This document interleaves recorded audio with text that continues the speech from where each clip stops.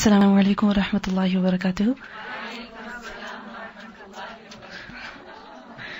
نحمده ونصلي على رسوله الكريم أما بعد فأعوذ بالله من الشيطان الرجيم بسم الله الرحمن الرحيم رب اشرح لي صدري ويسر لي أمري واحلل عقدة من لساني يفقه قولي ربنا زدنا علما. كتاب العلم. Inshallah we will begin from hadith number 120. Back to the chapter heading. What is the chapter heading? حفظ العلم, preserving knowledge. And we learned about the memory of Abu Hurairah radhiyallahu anhu, that how he complained once to the Prophet sallallahu alaihi wasallam about his weak memory, and then after that, when the Prophet sallallahu alaihi wasallam asked him to spread out his sheet and he wrapped it up, then after that he never forgot anything. And this was a special gift of Allah subhanahu wa ta'ala to Abu Hurairah radhiyallahu anhu. حدثنا إسماعيل قال حدثني أخي عن ابن أبي ذئب عن سعيد المقبوري عن أبي هريرة قال, he said, Abu Hurairah radhiyallahu anhu, he said, حفظت, I have memorized, I have learnt, min from Rasulillahi sallallahu alayhi wasallam, wi'a'ayni. I have memorized from him wi'a'ayni, two wi'a'. What is a wi'a'? A vessel, a container. Wi'a'i akhihi, saddlebag. Okay, it is basically something in which you put something. And mainly, wi'a' is used for something in which water or milk is kept. So, Abu Hurairah said that I have memorized from the Prophet ﷺ two wi'a'. فَأَمَّا, so as for أَحَدُهُمَا, one of them two, فَبَثَثْتُهُ, so I have spread it, meaning I have narrated it, I have told people about it. وَأَمَّا الْآخَرِ, and as for the other, فَلَوْ بَثَثْتُهُ, if I would spread it, if I would tell people about it, فَقُطِعَ, so it would be cut off. هَذَا الْبُلْعُومِ, this food pipe. Bul'um is used for the food pipe, the esophagus, right? So, in other words, my throat would be cut off. In other words, people would kill me. They would not tolerate that from me. What does he mean by wi'a'ain? Two containers, two vessels. What are they? These are two containers full of ilm, full of knowledge, that Abu Hurairah radhiyallahu anhu, he took from the Prophet sallallahu alaihi wasallam. So in other words, he took from the Prophet sallallahu alaihi wasallam two types of knowledge, two types of ilm. So wi'a'ain, naw'ain, two types of knowledge. One of them was that which has to do with the ilm of the Sharia. So for example, ahkam, sunan, different things that he learned from the Prophet sallallahu alaihi wasallam which have to do with the Sharia, which have to do with every Muslim, he narrated that. And about that, what did he say? فَأَمَّا أَحَدُهُمَا فَبَثَثْتُهُ, I have spread it, meaning I have narrated all of it, I have told people about it. I have spread it out openly. I have taught that openly. And the other wi'a, the other type of knowledge that he took from the Prophet ﷺ was that which had to do with the khilafah, with regards to the fitna that would rise amongst the people. And we know that khilafah, leadership amongst the Muslims, after the Prophet ﷺ, it was very good until the time of Umar radhiyallahu anhu. After that, we know that many people had embraced Islam recently. They came up with their own beliefs. They had a lot of baggage, and they ascribed a lot of, inappropriate traits to the family of the Prophet ﷺ, saying that they had the right to leadership. And they are the ones who pushed Ali radhiyallahu anhu, and they created so much fitna amongst the Muslims. So there was a lot of intolerance amongst the Muslims at that time. So if Abu Hurairah radhiyallahu anhu would narrate anything concerning that fitna, concerning that khilafah, then because of the intolerance that people had, would they even have respect for Abu Hurairah? Not at all. They would even kill him. So, فَقُطِعَ هَذَا الْبُلْعُومِ, what does it mean? That I would be killed. They would not even spare me. So this is the reason why he did not narrate such a hadith or such knowledge that he had. However, we cannot think that Abu Hurairah radhiyallahu anhu would actually conceal knowledge. No. He did not conceal it. Rather, he deferred in conveying it. You understand? He deferred. At the moment when he said this statement, up until that time, he had not narrated that type of knowledge. However, afterwards, when things were different, when he was able to, then he did so. Because it would be unthinkable that a person such as him would conceal knowledge. Conceal something that was necessary. But we learn many lessons from this, from the way of Abu Hurairah radhiyallahu anhu. Why do you think he deferred in conveying that knowledge? Why? Because it would cause fitna. If you know about something and you know that the people who are in front of you are not ready to accept it, they're not able to understand it, they're not at that level to fully comprehend it, and it would cause them to become angry, it would cause them to negatively react to you and, oppose you, and as a result leave you and not benefit from the rest of the knowledge that you have, then what's better? Start with things that are easier for people to take. Even when it comes to da'wah to Ahlul Kitab, what do we learn in the Quran? What does Allah subhanahu wa ta'ala say? That قُلْ يَا أَهْلَ الْكِتَابِ تَعَالَوْا إِلَىٰ كَلِمَةٍ سَوَاءٍ بَيْنَنَا وَبَيْنَكُمْ. Don't start with negativity. Don't start with differences. Start with common grounds. What it's actually causing is we're spreading the fitna. Like if we see something bad like that, we should just have the hikmah of saying, no, I'm not going to be a person who's going to continue having this spread. Yes. And I don't know, I was just thinking that, mashallah, that's a hikmah. Yes. Hikmah is very important. Many times it happens that, there could be people sitting in front of you and you're trying to teach them, you're trying to tell them, and you feel that, for example, their clothing is not that appropriate, or their hijab is not appropriate. What should you start with? What's the first lesson you should give? Fix your hijab, fix your clothes. Yes? No. If you tell them, they're not going to come again. They will not listen to you again. Similarly, sometimes, the other people, their aqidah is slightly different. For instance, they have a lot of love and respect for the Prophet ﷺ or for the awliya of Allah. And if you start off with saying that the Prophet ﷺ was a human being and he is dead and these awliya are no people, you know what's going to happen? They're not going to listen to you. So gradually people's level increases. Gradually they're able to take more. So give to the people what they can take. Similarly, if in the first Quran class, if you start teaching grammar, what's going to happen? This is too difficult. There's no way people can do it. But if you give them in small doses, one thing here, one thing there, and you remind them what they learned previously and build upon that, then what's going to happen? They will be able to take it. It happens many times that people who are not that religious, it takes them so much courage, so much thinking to actually come to a Quran class or a gathering such as that. And if you start off with things that are controversial, right? If you start with controversial topics, okay, or you start with topics which they may have a different opinion about, then you're going to chase them away. They will never come again. Our focus should be on drawing people closer to Allah subhanahu wa ta'ala, to the deen, right? That's the end goal, isn't it so? And if we forget that end goal, then what's going to happen? We're going to get lost in other things, and the people will never ever get there because of us. Allahu A'lam, this could be knowledge concerning the khilafah, concerning the fitna, what the Prophet ﷺ advised people to do. He did give a lot of instruction to them concerning the future. Like for example, today inshallah we will learn about a hadith in which he said that do not return to disbelief after me, killing one another. Right? So this is something that happened. And you see at that time, the fitna was so bad that the people did not even have tolerance for the companions of the Prophet ﷺ. Remember what happened to Abu Shuraih radhiyallahu anhu?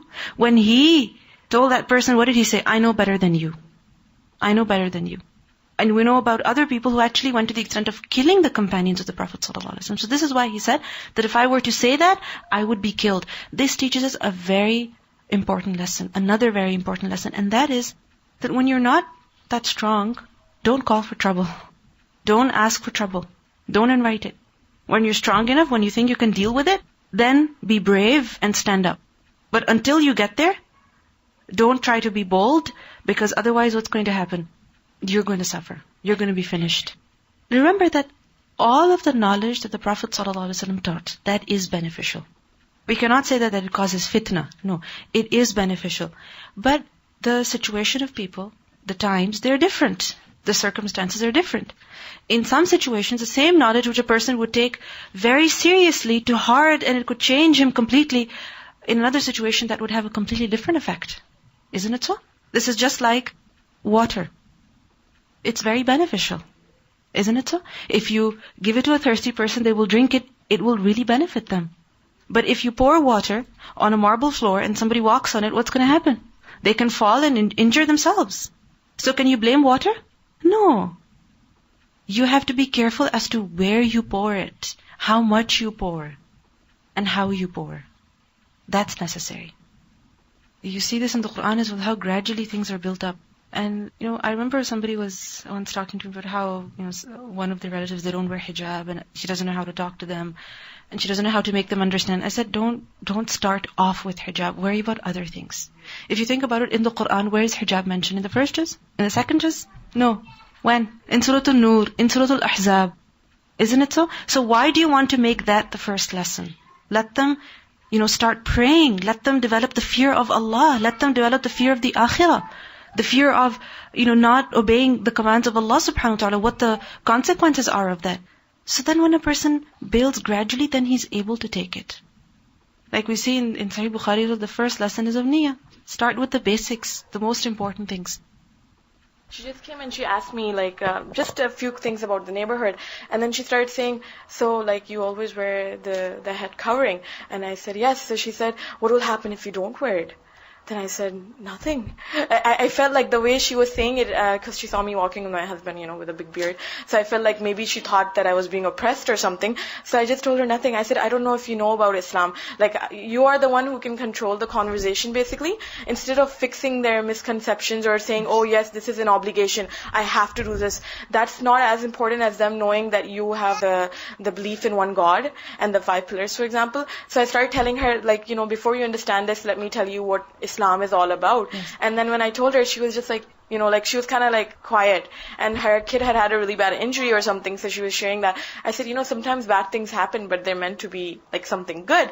And then she started discussing with me. But basically what I'm trying to say is that you don't have to kind of express something that's not important for somebody right now. They might not be able to understand it right now if they don't understand the core, concept of Islam. Yeah.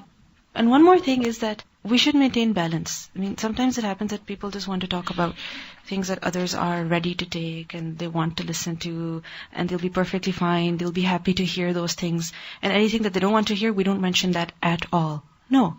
Gradually, over time, we should also mention that. Because just as salah is important, other commands are also important. Our intention, remember, is not to please people. Our intention is to make them better, is to impart the knowledge that we have to them. Okay? So if our goal is to make them happy, then we will never ever mention those things that they don't want to hear. But if our goal is to make them better people, then we will come up with the technique, come up with a way so that we can eventually give them what they don't want to take as well. It should be in a manner that is appropriate. It should be when they are ready to take it, but we should gradually take them to that level. You understand?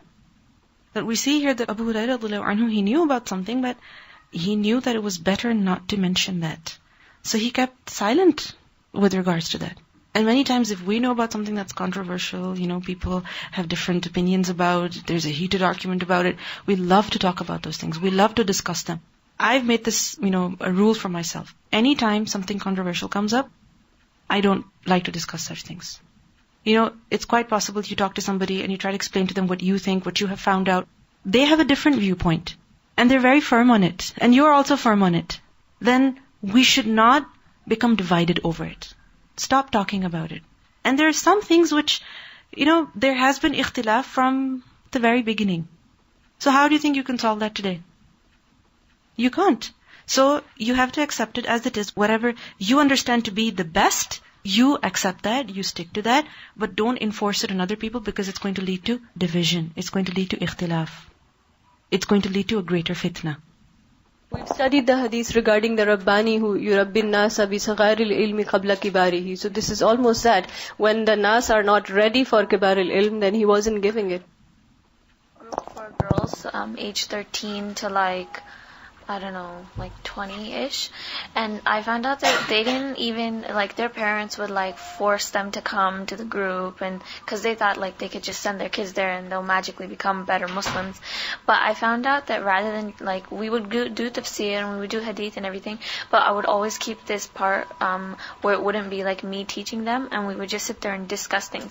And, they just wanted to know really simple things. Is it okay for them, if they're going through, trouble in high school or something, is it okay to lie to their friend because some other friend wanted this, or, Simple things. And I ended up like realizing rather than trying to teach them stuff, I sort of just became like a mentor and an older friend for them.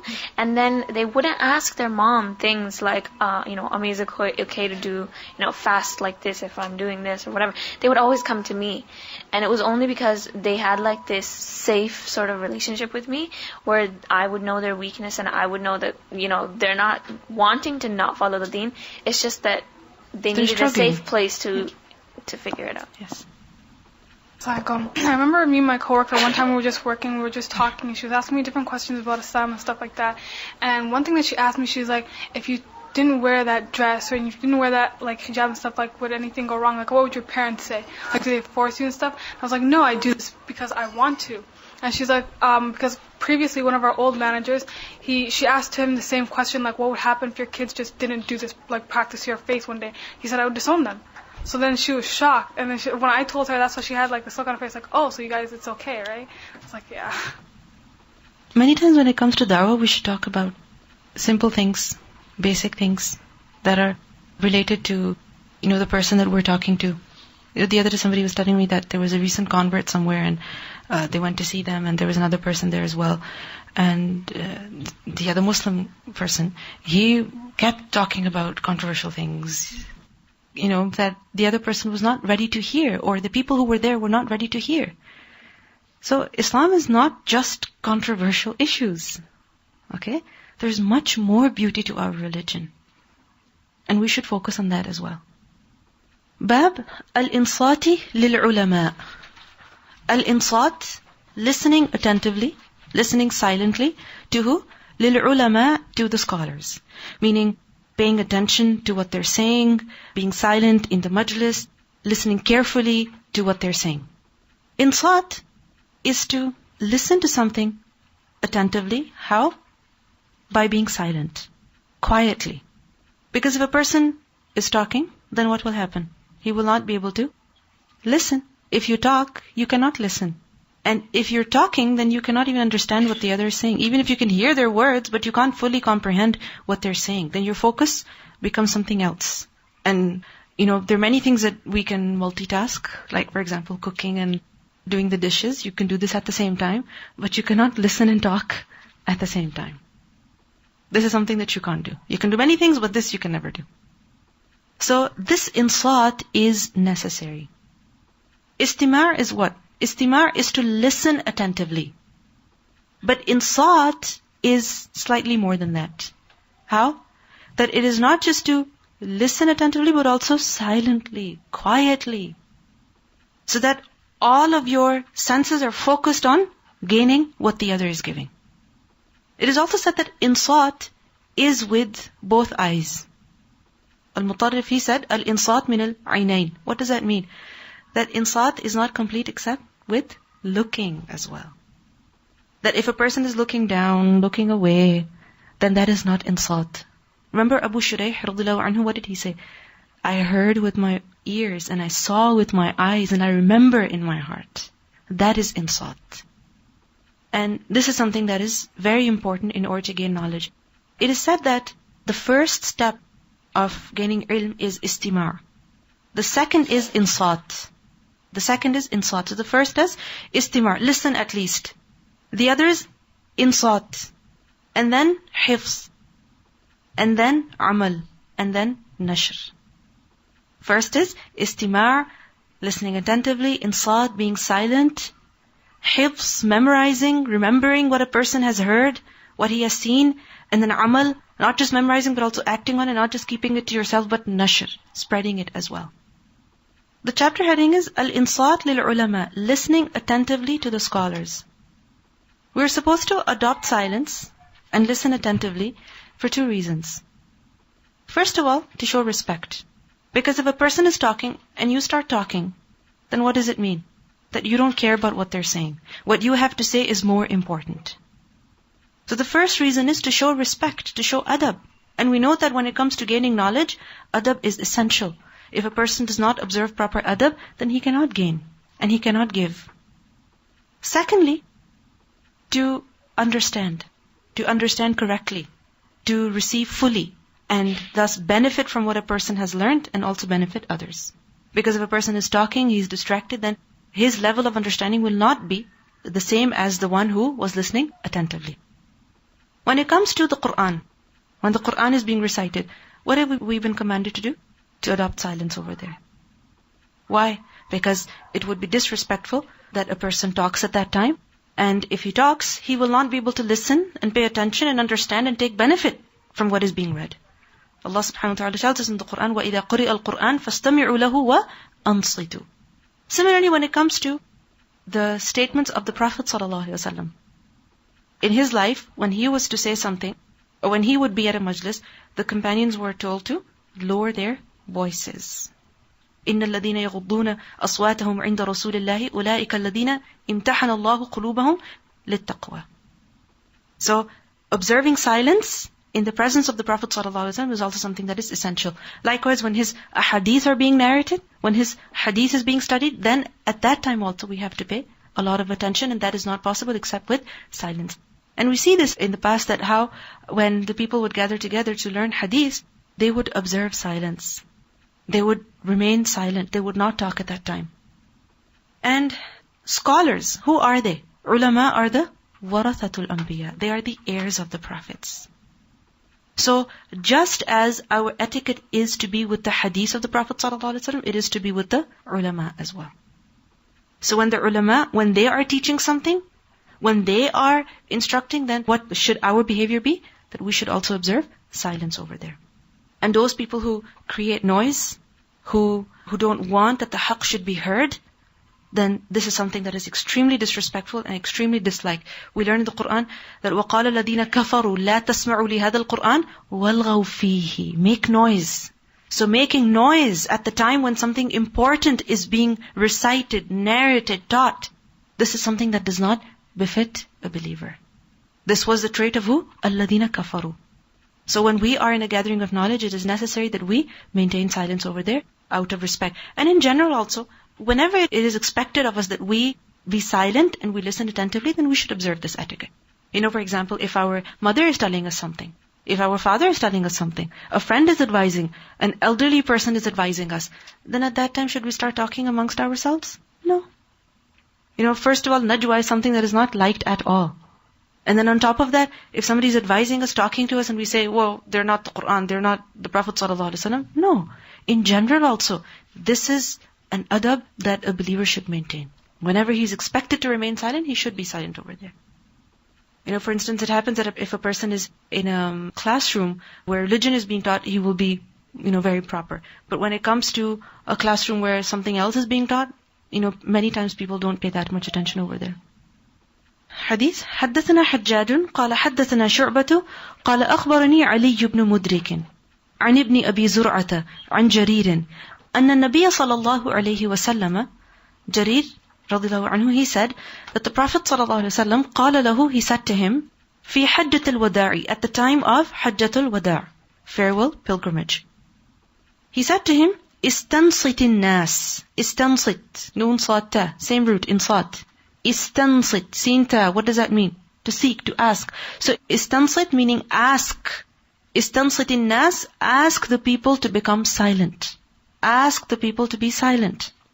And then when the people were silent, فَقَالَ, then the Prophet ﷺ, he addressed the people, and of the things he said to them was what? لَا تَرْجِعُوا, do not return, بَعْدِي, after me, كُفَّارٌ, as disbelievers, يَضْرِبُ, he strikes, بَعْضُكُمْ, some of you, رِقَابَ بَعْضٍ, the necks of others. Meaning, after my death, do not revert to disbelief, that you start killing one another, just like the kuffar do. Just like the kuffar do. At Hajjat al-Wada', how many people were there? How many people were there? 100,000. A little over 100,000. And all of those people, were they in the close companionship of the Prophet ﷺ? No, everybody was not like that. Not everybody lived in Medina. Not everyone of them spent a lot of time with the Prophet ﷺ. Many of them were recent converts, right? And because of that, they lacked some basic adab. Of them was to maintain silence in the presence of the Prophet ﷺ, especially when he's addressing the people. So this is why people were talking, they were being noisy. So he asked one of the companions, tell the people to be silent. Ask them to be silent. He did not become angry over there. He did not say, go away. He just said, ask the people to be silent. Why? Because they didn't know they were supposed to be silent. And we see that the Prophet ﷺ, he said to them, لا ترجعوا بعدي كفارا. Don't revert after me كفارا as disbelievers. Was he saying that do not become disbelievers literally? No, what it means is do not become like the disbelievers. That the disbelievers, what do? They kill one another, they fight one another. But when it comes to Muslims, we know that Muslim life is very sacred. If a person kills a Muslim, it's as though he has killed all of mankind. So, a Muslim's life is sacred. And as Muslims, we are not allowed to kill each other. Killing is only permissible for major crimes. And that even an ordinary person cannot do. It's only in the hand of the qadi, of the judge. Other people cannot do that. So anyway, he advised them that do not become kuffar, meaning do not do what the kuffar do. That they kill one another, and also the kuffar are the ones who fight the Muslims. So you don't fight the Muslims. You don't fight one another. You don't kill one another. What do we learn in this hadith? That the Prophet ﷺ, he asked that the people should become silent. So for example, if we're sitting somewhere and somebody tells us to be silent, what should we do? Get offended over there? Say that, this is something important that I'm talking about? No. This is not something that we should do. We should not get offended by it. Rather, we should accept what the other is telling us, because if you think about it, it is his right that he should be listened to. In a conversation, what happens? One person speaks, the other listens. Then the other speaks and the first listens, right? So when it's the right of the other to speak, what is our duty? That we should be silent. So if we're talking and he reminds us, then what should we do? Get upset over there? Get offended over there? No. We should accept it. And also, we should give the chance to other people to talk as well. People cannot stay silent for a very long time. And if you are, for example, in front of young children, in front of people who like to talk a lot, especially girls, then what do you have to do? You should let them talk to one another. Bab ma yustahabbu lil-alimi. Ma, what yustahabbu, it is liked, lil-alim, for the alim, the scholar. Ida su'ila, when he is asked, ayyun nasi, which of the people, a'lamu, is most knowing. So what is liked from the scholar, meaning how should he respond to such a question, that who is of the most knowledgeable people? He should fayakilu. So he should yakilu, meaning he should hand over, he should entrust al-ilm, the knowledge, ilallah, to Allah. What is liked for the alim, when he is asked about the most knowledgeable person, that he should say, Allah knows. Allahu a'lam. Fayakil al-ilm ilallah, meaning he should hand over all knowledge to Allah. In other words, Allah is the one who is most knowing. So if somebody asks, who knows most about this issue? Or who knows most about the deen? So should you say that so-and-so person knows? So-and-so person is the most knowledgeable person? No. What should you say? Allah knows. Allahu a'lam. I don't know, Allahu a'lam. And we see that Imam Ahmad ibn Hanbal, if he was ever asked about who knows most about this particular issue or that issue, he would just say, Is'alil ulama, ask the scholars. He would not say so-and-so person and so-and-so person. He would never specify the name of the scholar. Why? Because it would create fitna amongst the people.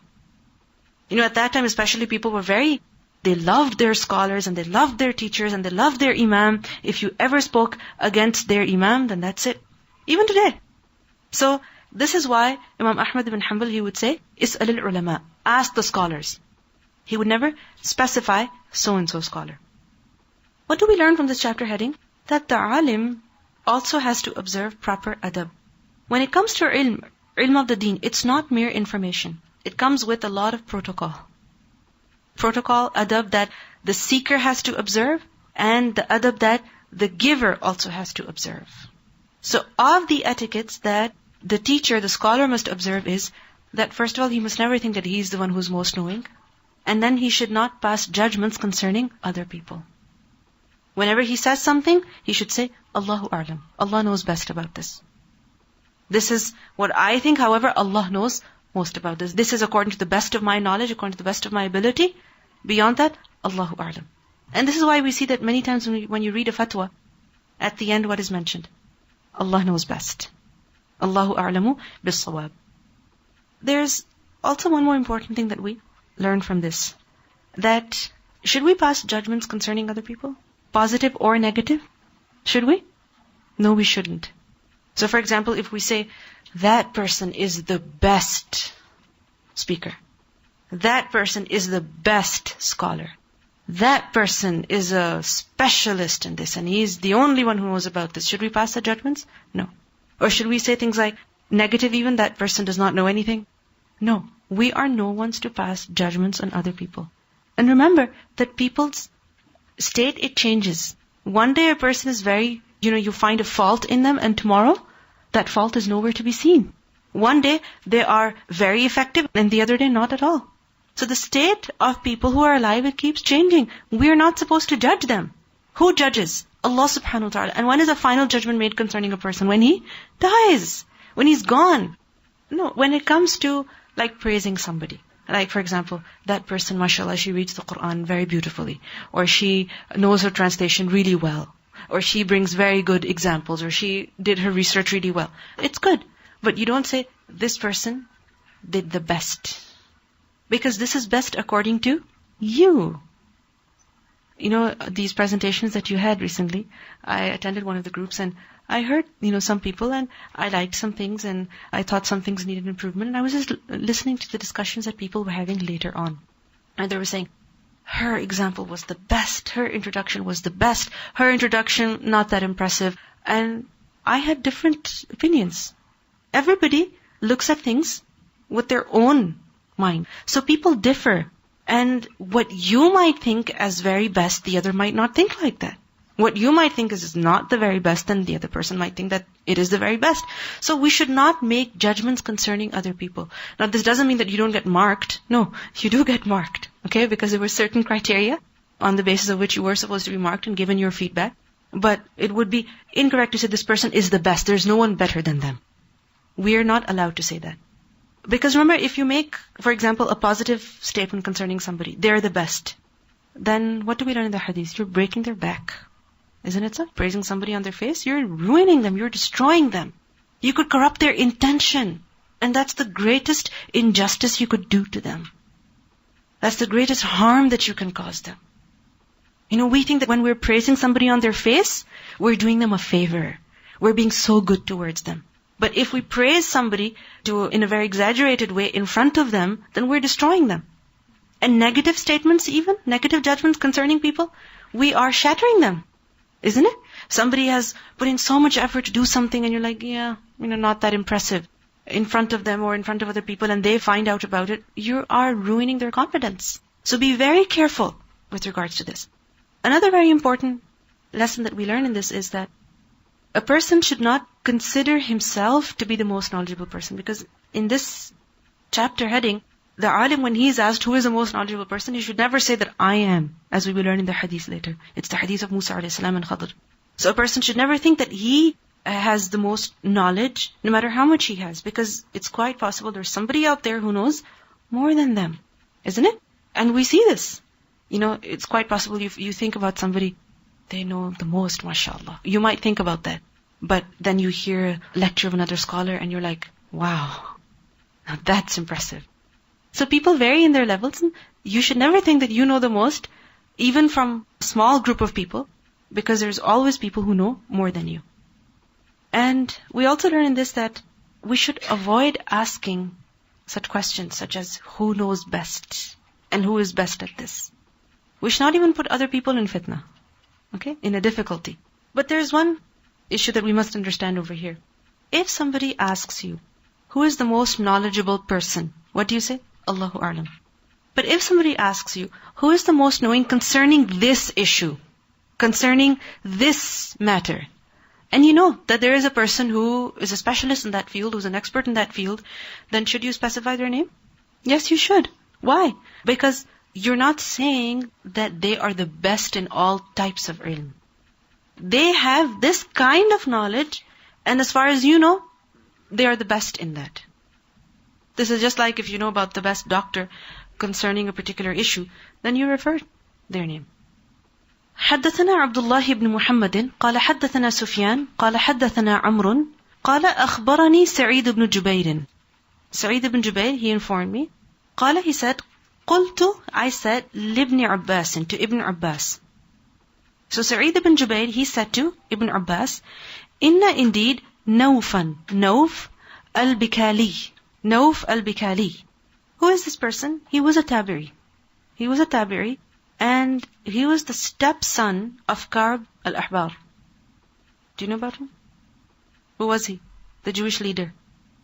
He was a Jewish leader. So his stepson, what do I mean by stepson? The son of his wife. Not from him, but from someone else.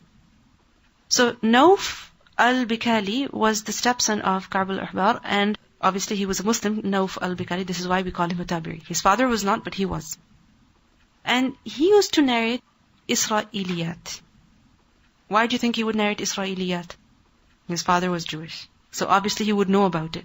So whatever he knew about, for example, Musa alayhi salam, Dawood alayhi salam, the prophets, about the history of Bani Israel, he would narrate that. And what is it that we have been told about the Isra'iliyat? Narrate them, there's no haraj in that. However, do not say, do not confirm or deny. Do not say that it is right and do not say that it is false. So he would narrate some Isra'iliyat. So one thing that he narrated, one thing that he said was that Musa alayhi salam, or rather Musa, who is mentioned in the story of Khadr in the Quran, is not actually Musa alayhi salam, but it's some other Musa. So Sa'id ibn Jubayr, when he heard about that, he said to Ibn Abbas that Inna Nawfan al-Bikali yaz'umu, he thinks, he asserts that Anna Musa, that indeed Musa, laysa bi Musa bani Israel. He is not Musa of Bani Israel. Innama huwa Musa akhar. Indeed, he is some other Musa. فقال, so Ibn Abbas said, كذب عدو الله. The enemy of Allah has lied. In other words, what he is saying is false. It is not true. In the Quran, Musa refers to Musa alayhi salam, the prophet of Allah. It doesn't refer to some other Musa. It is indeed the prophet of Allah. The question is, why do you think Ibn Abbas anhu would say such a harsh statement? Why? Haven't we been told to be gentle and be very careful about the delicate hearts of other people? Huh? So why do you think he said such a harsh statement? He was a companion of the Prophet ﷺ. He was faqih. Nawf is the one who narrated that, so he's referring to him, that kadaba aduwallah. We see that Nawf, he made a serious error in the interpretation of the Quran, in the interpretation of the Sunnah. He made a serious error, and this is not something that is small. It could be out of misunderstanding, it could be, we give him the benefit of the doubt. It wasn't, we don't think that a tabi'i would deliberately fabricate things. No. Allahu a'lam, he may have done it by accident or by misunderstanding or whatever it may be. But after all, it was something serious. Isn't it so? This is something serious. You're saying that the Prophet who is mentioned in the Quran is not actually a Prophet, he's somebody else. This is serious, right? So, this is why Ibn Abbas, he made such a harsh statement against that, so that nobody dares to repeat such a statement. Remember that the hearts of the scholars, right, they are such that they hate falsehood. Think about it yourself. The little knowledge that we have gained, how much we love the truth. And if somebody ever contradicts that in any way, yes, you start thinking about how to refute it, but doesn't your blood begin to boil and you begin to, you become upset, you become emotional? Isn't it so? Now think about the person who specializes in that, who has a lot of ilm of the deen, and somebody's uttering falsehood. You would not like that at all. You would not tolerate it at all. So this is why we see such apparently harsh statements coming from even the Sahaba, from great scholars of the past. Why? Because they did not like falsehood at all. And if they made such a harsh statement, it was to serve as a deterrent for other people. Never repeat such a thing. Never dare to say such a thing. Yes, أَبْغَضَ لِلَّهِ, that they hate for the sake of Allah. That why would a person say something like that? That contradicts the Quran. Now this doesn't mean that we start saying such things. We should definitely be careful. And remember that at that time, people's level of tolerance was also different. Like for example, if Ibn Abbas said such a statement concerning somebody, you wouldn't expect that they would become very upset and they would not listen to him. And no, when it came to the people of knowledge, we're not talking about the general people. People of knowledge, their level of tolerance was different. They were more accepting of one another. Then Ibn Abbas radiallahu anhu, he narrated the hadith in which we learned that Musa alayhi salam was actually the prophet of Allah. حدثنا, he said, حدثنا أبي بن كعب. He's another companion of the Prophet sallallahu alaihi wasallam. عن النبي صلى الله عليه وسلم قال, he said, قام موسى. Musa alayhi salam, he stood. Which Musa? النبي, the prophet Musa. So in this hadith we learn that Musa was indeed the prophet Musa alayhi salam. So قال, he said, قام موسى النبي خطيبا, as a khatib. What is the word khatiban? What is the grammatical state? Khatib, ban. What is it? It's mansoob. Good. And you have learned about the different types of mansoob. When a word is mansoob. So why do you think this word is mansoob? Hal. Hal. So, قام موسى النبي خطيبا وحال كونه, that he was khatib. He was addressing the people. في بني إسرائيل, in the Bani Israel. فسئل, so he was asked, أي الناس, which of the people is أعلم, most knowing? Who is the most knowledgeable person? فقال, so Musa alayhi salam replied, أنا أعلم, I know more, I know most amongst the people.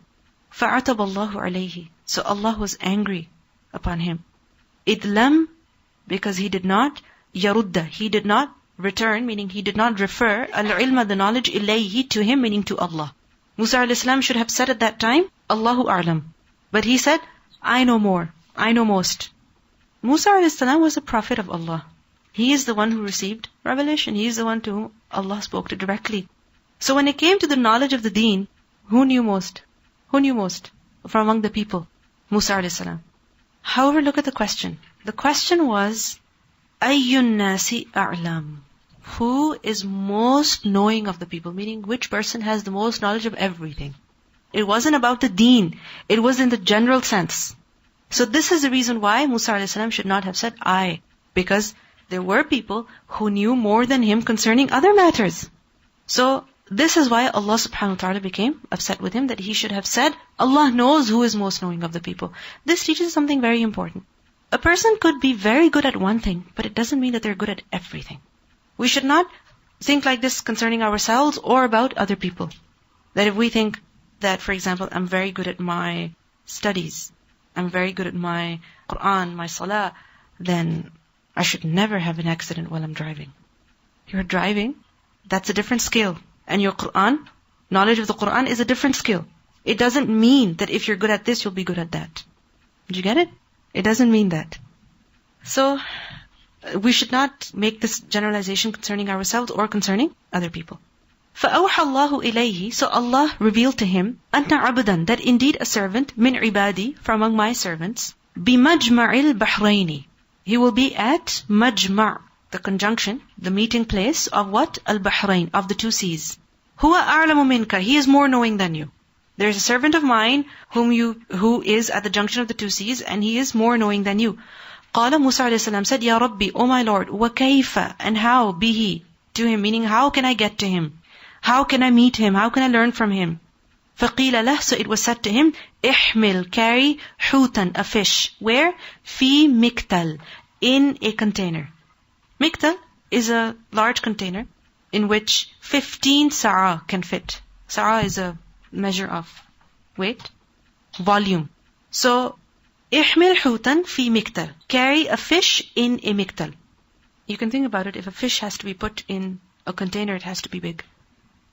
And especially if it's a whole fish, not a fish that has been cut up into pieces, but a whole fish. Fish generally long. So it has to be a big container. So carry it in a container. فَإِذَا, so when, فَقَدْتَهُ, when you lose it. فَهُوَ, so he, ثَمَّ, there. Notice the word فَهُوَ. You see the sukoon on ha? What do you have? Dhamma? Okay, I have the sukoon. So, فَهُوَ, when you're saying huwa with another word attached before it, then many times ha would also get a sukoon. So فَهُوَ, so he would be ثَمَّ, there. When you lose the fish, the point where you lose the fish, that is where that servant of Allah will be. فَانْطَلَقَ, so he went. وَانْطَلَقَ بِفَتَاهُ, and he went with his fata, with his young boy, and his name was Yusha ibn Nun. His servant boy, his name was Yusha ibn Nun. وَحَمَلَا, and both of them carried حُوتًا, a fish, فِي مِكْتَل, in a container. حَتَّى, until كَانَا, both of them were عِنْدَ الصَّخْرَةِ, near a rock.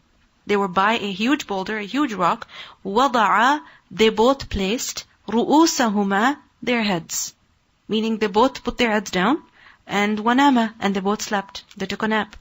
And during that time, فَانْسَلَّ الْحُوتِ, so the fish insalla.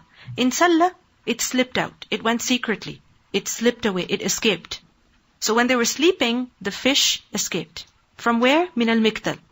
فَاتَّخَذَ سَبِيلَهُ فِي الْبَحْرِ سَرَبًا, so it took its way in the sea, saraba, slipping away, gliding away, meaning it was swimming in a very strange way, very quickly, and it went away very quickly. وَكَانَ, and it would be لِمُوسَى وَفَتَاهُ عَجَبًا, it would be something very amazing for Musa and his fatah if they were to see it. And we know from the Quran that his fatah, he saw that, but Musa a.s. was sleeping at that time, so he couldn't tell him, and afterwards he forget, and when Musa a.s. asked for food, that is when he remembered. So it was something amazing. فَانْطَلَقَ, so they both proceeded, they went, بَقِيَّةَ, for the remaining of لَيْلَتِهِمَا وَيَوْمِهِمَا, for the remaining of their night and day. So they continued traveling. فَلَمَّا, so when أَصْبَحَ, it was morning time, قَالَ Musa, Musa a.s. said, لِفَتَاهُ, to his servant boy, آتِنَا غَدَاءَنَا, bring us our meal, our food. لَقَدْ لَقِينَا, certainly we have met مِنْ سَفَرِنَا هَذَا نَصَبًا, from this journey of ours, a lot of fatigue, meaning we have become very tired. وَلَمْ يَجِدْ, and he did not find, who? Musa a.s. مَسًّا مِنَ النَّصَبِ. Mas, what does mas mean? Touch. مِنَ النَّصَبِ. Nasab is fatigue, getting tired. So in other words, Musa a.s. had not even felt tiredness. He did not even feel a little bit of tiredness, حتى until جاوز المكان, he crossed the place الذي أمر به, which he was commanded to go at. So the sakhra, until that point where they slept by the rock, he did not suffer any tiredness at all. But after that, when they departed again, when they started traveling again, then he started getting tired. So this is why he said, bring us our food, we have become very, very tired. فَقَالَ لَهُ فَتَاهُ, so his boy said to him, أَرَأَيْتَ إِذْ أَوَيْنَا إِلَى الصَّخْرَةِ فَإِنِّي نَسِيتُ الْحُوتِ. Did you see? When we took refuge, meaning when we rested by the rock, I forgot the fish, meaning I forgot to mention about the fish to you. قَالَ Musa, Musa a.s. said, ذَلِكَ مَا كُنَّا نَبْغِي, this is exactly what we were looking for. This is exactly what we wanted. That was our goal.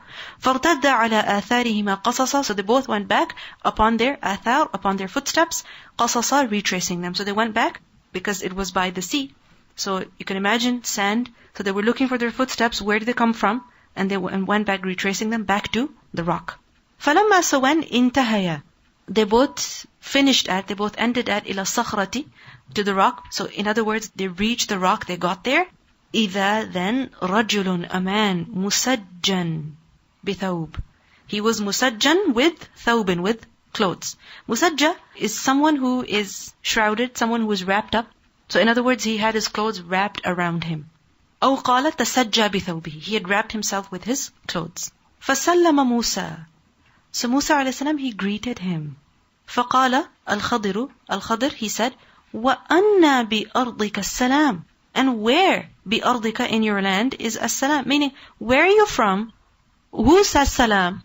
Because it's quite possible that that place where Musa a.s. was to meet Khadir was perhaps populated by people who were non-Muslim. So Khadir was surprised that, who are you and how come you're saying salam? Where do you come from? Which land are you from? Which place are you from? فَقَالَ أَنَا مُوسَى, so Musa a.s. said, I am Musa. فَقَالَ, so he said, Musa Bani Israel, are you Musa of the Bani Israel? قَالَ نَعَمْ, he said, yes I am. قَالَ, Musa a.s. said, هَلْ أَتَّبِعُكَ, may I follow you, عَلَى, upon, on the condition that, تُعَلِّمَنِي, you teach me, مِمَّا, of that which, عُلِّمْتَ, you have been taught, رَشَدًا, or rushda, in right guidance. So whatever you know of rushd, can you teach me some of that? May I accompany you for that reason? قَالَ, Khadir said, إِنَّكَ لَن تَسْتَطِيعَ مَعِيَ صَبْرًا, you will never be able to have patience with me. Ya Musa, O Musa, inni, indeed I, ala ilmin, upon knowledge. Min ilm, of knowledge, Allahi, of Allah. Allamanihi, he has taught me it. La ta'lamuhu anta, you do not know of it. I have some knowledge that Allah has given to me, and you don't have that knowledge. Wa anta, and you, ala ilmin, upon knowledge, allamakahu. Allah has taught you. It meaning that knowledge. La a'lamuhu, I do not know of it. I have some knowledge that Allah has given me and you don't know about it. And you have some knowledge that Allah has given you and I don't know about it. So, every person's level of knowledge is different. And a person should not seek knowledge just for the purpose of competition. They know about this, so I have to know about this as well. They're studying this, so I have to study this as well. No. Learn what benefits you. Learn what you are good at. Every person does not have to be such that they have ijaza in Quranic recitation. It's quite possible it's not their skill. But it is somebody else's skill. They have the potential to do it. So should they do it? Yes, they should. You could be very good at grammar. Or you could not be good at grammar. If you're good at grammar, then excel. And if you think it's not your strength, after this course you feel that you've tried, and alhamdulillah you do understand, but you feel that if you go this way, it might be too hard on you. Everybody's level is different. This is just like when they go to university, does everyone study everything? No. People study what they're good at. So, don't learn for the sake of competition. Learn what you can benefit from and what you can benefit others with. Every person has been given knowledge by Allah, and every person's level is different, and the type will also be different. Qala Musa alayhi salam said, "Satajiduni, you shall find me, insha'Allah, if Allah wills, sabiran, patient. If Allah wills, you'll find me very patient, meaning I will stay with you and I will try my best to learn this." Because many times it happens that if a person tries to learn something that they're not good at, it's not their specialty, then they become fed up very quickly. They become tired very quickly. They give up very quickly. There's some things that we have to learn. For example, basic grammar. We have to learn. Because if we don't learn it, we won't be able to understand the Qur'an. But it doesn't mean that everybody has to become excellent in Ajrumiyah. Because if you think that is your goal, then what will happen? You will become disappointed. And you will give up. And you don't want to give up. You want to continue in what you are good at. So continue in that. So Musa a.s. said, "You will find me patient. I will do my best." So what happened then? And he said, وَلَا أَعْصِي لَكَ أَمْرًا, and I will not disobey you in anything at all. فَانْطَلَقَا, so both of them went out. يَمْشِيَانِ, both of them were walking. عَلَى سَاحِلِ الْبَحْرِ, on the sahil, the coast of al-bahr, of the sea. لَيْسَ لَهُمَا سَفِينَةٌ, they did not have any ship to embark on. So they just started walking by the sea. فَمَرَّتْ بِهِمَا, so it passed by them, سَفِينَةٌ, a ship passed by them. فَكَلَّمُوهُمْ, so they spoke to them. To who? To the people of the ship. يَحْمِلُوهُمَا, that they should carry them. فَعُرِفَ الْخَضِرُ, so Khadir, he was recognized by the people of the ship. So when they recognized Khadir, they said, of course, فَحَمَلُوهُمَا, so they carried both of them, بِغَيْرِ نَوْلٍ, without any nawl. Nawl, what does that mean? Any fee. Very good. When you read the sentence, you can figure out what words mean. Even if you don't know the literal meaning, at least you can make sense of what is being said. Nawl is cost, freight, something that is paid, something that is given to someone. So, بِغَيْرِ نَوْلٍ, without any charges, they took him. They took them on the ship. فَجَاءَ عُصْفُورٌ, so there came a bird. عُصْفُور is a sparrow. فَوَقَعَ عَلَى حَرْفِ السَّفِينَةِ, so وَقَعَ, it fell, meaning it landed. It sat, where? On the edge of the ship. So a bird came, and it sat at the edge of the ship. فَنَقَرَ, so it made a hole. Naqara, it made a hole into the sea, so that it took some water out of it into its beak. Naqara. Naqara, إِذَا نُقِرَ فِي النَّاقُورِ, to blow, to hit, to make a hole. So it dipped its beak into the water. You understand? It dipped its beak into the water once or twice. How much water do you think it would have taken in its beak? How much? Hardly anything. A few drops. So at this, فَقَالَ الْخَضِرُ, so Khadir said, يَا مُوسَى, O Musa, مَا نَقَصَ, it has not reduced. علمي, my knowledge, وعلمك, and your knowledge, من علم الله, from the knowledge of Allah. My knowledge and your knowledge combined have not reduced from the knowledge of Allah, إلا except كَالنَّقْرَةِ هَذَا الْعُصْفُورِ فِي الْبَحْرِ, like the naqra of this bird in the sea. The bird, how much water did it take out of the sea? A few drops. Did it cause any shortage in the sea? Not at all. Likewise, our knowledge, no matter how much we have, no matter how much each person has, all of that knowledge combined is still just a fraction. A very, very tiny fraction of the knowledge of Allah. A very deep lesson. No matter how much we know, we know very less. We know very, very little. There's always somebody who knows more than us, who's better than something else that we're not better at. And on top of everything, Allah subhanahu wa ta'ala knows about everything. So a person should always remain humble with regards to his ilm. So then what happened? فَعَمَدَ الْخَضِرُ. So then Khadr, he intended, meaning he aimed at, he approached, إِلَى towards لَوْحٍ, a plank, مِنْ أَلْوَاحِ السَّفِينَةِ, from the planks of the ship. فَنَزَعُهُ, so he pulled it out, he yanked it out. He approached one of the planks that had made the ship and he pulled it out. فَقَالَ مُوسَى, so Musa alayhi salam, he said to him that قَوْمٌ, they are a people, حَمَلُونَ, they have carried us, بِغَيْرِ نَوْلٍ, without any charges, free of cost. عَمَدْتَ إِلَى سَفِينَتِهِمْ, you approached their safina, فَخَرَقْتَهَا, you destroyed it, لِتُغْرِقَ أَهْلَهَا, so that you may cause its people to drown. قَالَ, he said, أَلَمْ أَقُلْ, did I not say, إِنَّكَ لَن تَسْتَطِيعَ مَعِيَ صَبْرًا, you will never ever be able to have patience with me? قَالَ, he said, لَا تُؤَخِذْنِي, don't call me to account, بِمَا نَسِيت, for what I forgot. I'm sorry, I forgot.